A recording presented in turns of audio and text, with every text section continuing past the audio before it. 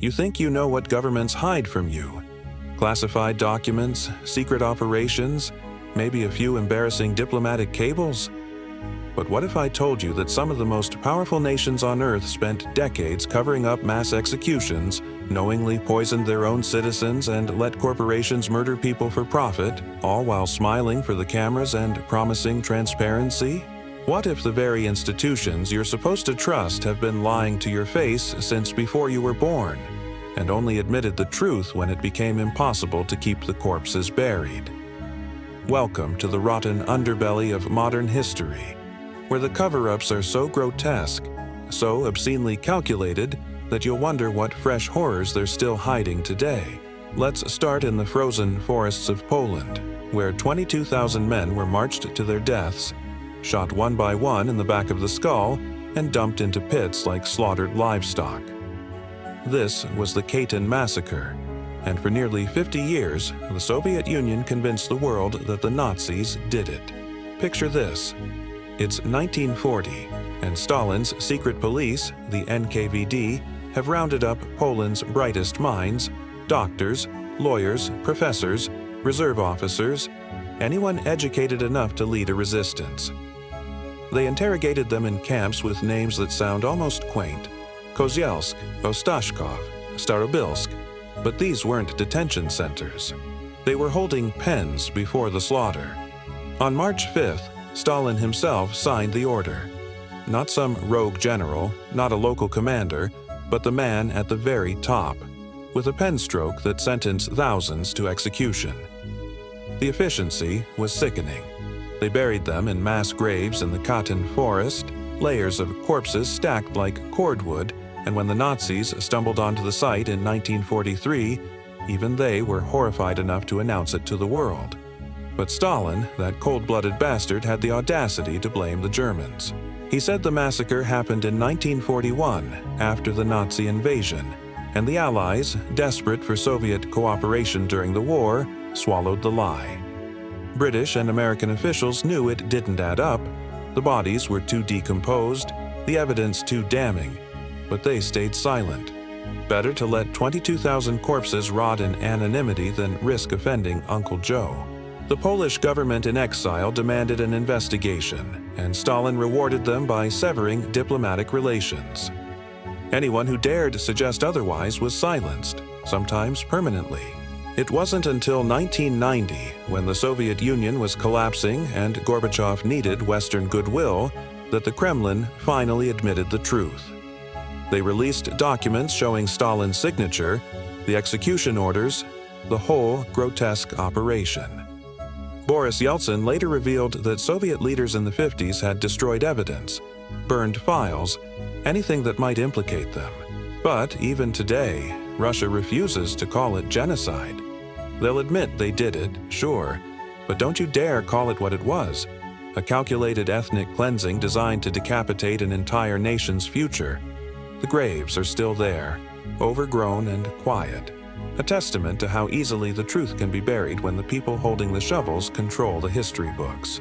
Now, let's hop across the Atlantic to meet the Ford Motor Company, a corporation so morally bankrupt that they calculated how much your life was worth and decided it was not worth $11. This is the Ford Pinto scandal, and it's a masterclass in corporate evil. Imagine you're driving down the highway in your shiny new Pinto, a compact car that Ford marketed as affordable and reliable. It's May 1972, and Mrs. Lily Gray is behind the wheel with 13-year-old Richard Grimshaw in the passenger seat. They're cruising from Anaheim to Barstow when a Ford Galaxy rear-ends them at about 30 miles per hour. Not a high-speed collision, just a fender bender by highway standards. But the Pinto's fuel tank, mounted dangerously close to the rear bumper, ruptures on impact. Bolts puncture the tank, gasoline sprays into the cabin, and within seconds, the car is a fireball.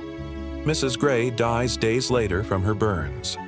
Richard survives, but his body is a patchwork of scar tissue and skin grafts, a living reminder of Ford's greed.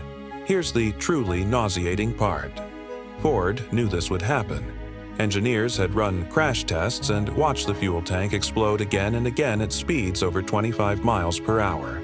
They knew a simple fix. A rubber bladder inside the tank or a reinforced bumper could prevent the ruptures. The cost? About $11 per car. $11 to save a life. But Ford's bean counters did the math and decided it was cheaper to let people burn.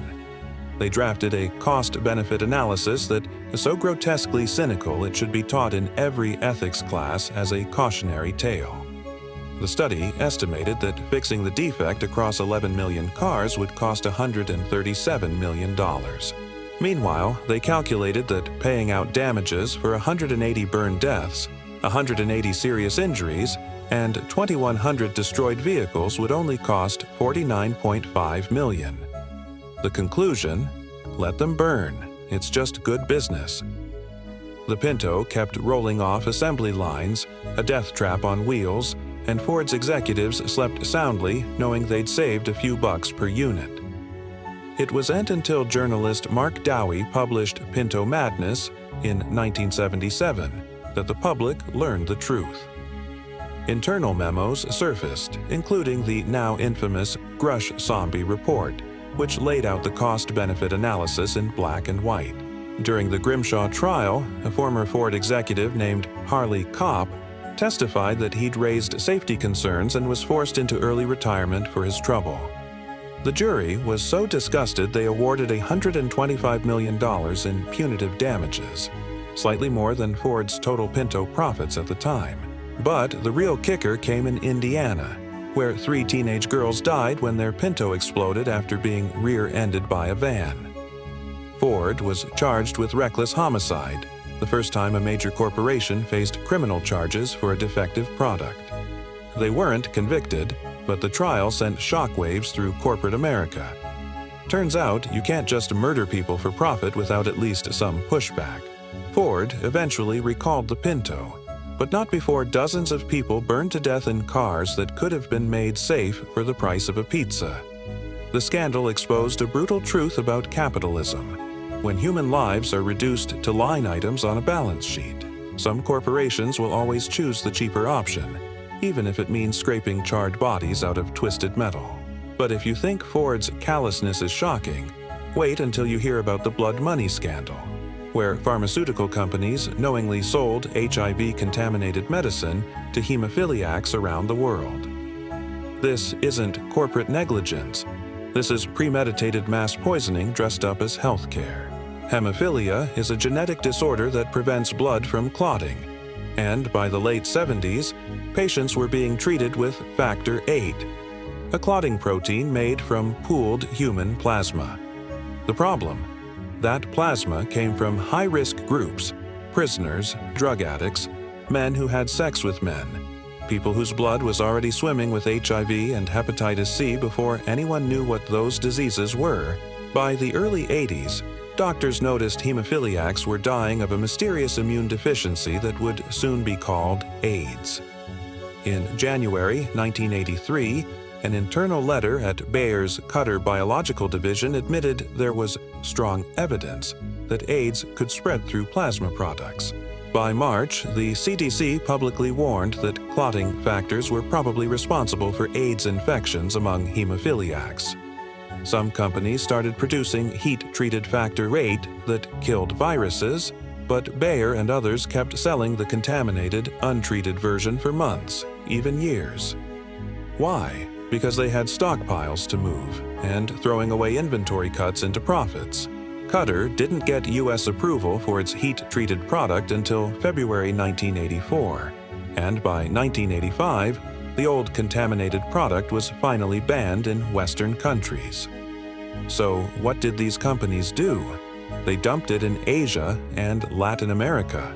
Internal documents show Cutter told foreign distributors to use up stocks of the unsafe product before switching to the safer version, all while publicly insisting it wasn't dangerous. Hemophiliacs in Hong Kong, Taiwan, Argentina, they all started testing positive for HIV, and thousands died agonizing deaths because a pharmaceutical company could not stomach the financial loss of destroying tainted medicine. In the United States alone, 6,000 to 10,000 hemophiliacs were infected with HIV, and thousands more contracted hepatitis C. Worldwide, tens of thousands of people, many of them children, were sentenced to death by corporations that valued profit margins over human life. Governments eventually launched inquiries, and in the U.S., 4 companies agreed to pay $660 million to over 6,000 victims. One health advocate called the internal documents the most incriminating I have ever seen. But no executives went to prison. No one was charged with murder, even though they knowingly sold poisoned medicine to vulnerable patients. The blood money scandal laid bare a horrifying reality. In the world of big pharma, your life is just another cost-benefit calculation, and if it's cheaper to let you die than to recall a defective product, well, that's just business. The contaminated blood didn't just kill hemophiliacs, it killed trust in the medical system, and for good reason. How can you trust an industry that will literally poison you for profit and then hide behind legal settlements while the bodies pile up? And if you think these are isolated incidents, relics of a less enlightened past, think again. The same playbook has been used over and over, from tobacco companies spending decades denying that cigarettes cause cancer, to ExxonMobil's scientists warning of catastrophic climate change in the 70s, while the company spent millions funding climate denial campaigns. The pattern is always the same. Corporations and governments discover a horrifying truth, realize that admitting it would cost them money or power, and then spend decades lying, obfuscating, and destroying evidence. They hire scientists to sow doubt. They lobby politicians to block regulations.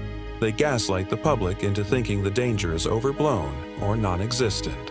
And by the time the truth finally comes out, usually because a whistleblower risks everything to expose it, the damage is done. Thousands are dead, millions are sick, and the perpetrators walk away with a slap on the wrist and a promise to do better next time. The Caton Massacre, the Ford Pinto, the blood money scandal, these aren't anomalies. They're features of a system that values secrecy and profit over human life. And the truly terrifying part is that we only know about these cover-ups because someone eventually talked. How many more are still buried, waiting for the next Gorbachev or Mark Dowie or brave whistleblower to drag them into the light? Sleep tight knowing that somewhere, right now, someone is making a spreadsheet calculating whether your life is worth the cost of fixing their mistake.